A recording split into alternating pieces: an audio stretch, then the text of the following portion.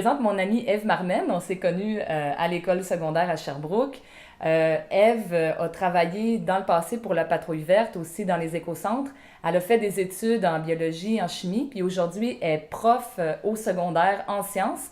Donc, c'est un peu une vulgarisatrice scientifique. Je me suis tournée vers elle pour avoir plus d'informations sur l'enjeu des pesticides. Le problème avec les pesticides qui sont utilisés par les compagnies, que ce soit pour les mauvaises herbes comme les pissenlits ou les petits insectes, les larves, les punaises velues, nommez-le, tout ce qui peut affecter notre pelouse puis que les compagnies épandent, c'est super efficace.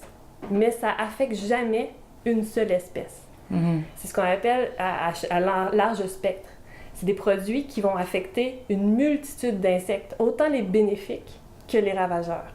Et c'est là le principal problème. Fait que vu que c'est un produit dangereux, la ville de Sherbrooke a quand même encadré cette pratique-là d'épandage de pesticides. C'est quoi les règles là, de base que doivent suivre les personnes ou les compagnies qui mettent ce genre de pesticides-là, là, comme le pesticide contre les vers blancs? C'est un peu comme teindre son patio, ça. Je sais pas si vous avez déjà teint votre patio il y a pas longtemps, mais c'est bien compliqué. Il faut qu'il fasse 5 degrés, faut pas qu'il fasse trop soleil, faut pas qu'il plu, faut pas qu'il pleuve, faut pas que les nuits soient en bas de 15. Ça devient vraiment compliqué de trouver le bon moment pour teindre son patio. C'est un peu le même principe avec les pesticides. Faut pas qu'il fasse en haut d'une telle température, faut pas qu'il pleuve, faut pas qu'il plu, faut pas qu'il y ait une grosse averse qui s'en vienne non plus. Il y a pas beaucoup de vent, il y a une limitation au niveau du vent, parce que sinon, c'est un produit qui est volatile quand on l'épand.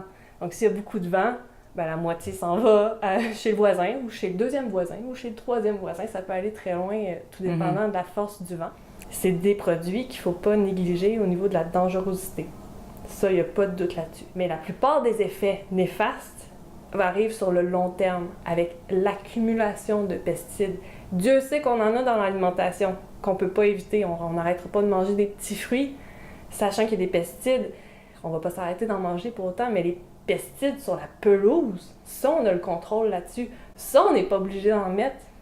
Laisser la pelouse vivre sa vie de pelouse avec ce que ça implique. Il y a des alternatives. Il y a toujours des alternatives vertes qu'on peut utiliser pour se débarrasser des problèmes. Ça n'existe pas un problème qui peut être juste réglé par un pesticide nocif. C'est important de se renseigner. Puis c'est à ça qu'elle sert la Patrouille verte, qui est un service gratuit, qui peut venir à domicile, vous faire une évaluation de votre pelouse, peut vous fournir des informations sur comment l'améliorer et sur les ravageurs, comment les éloigner, comment les traiter. Faut utiliser ces ressources-là.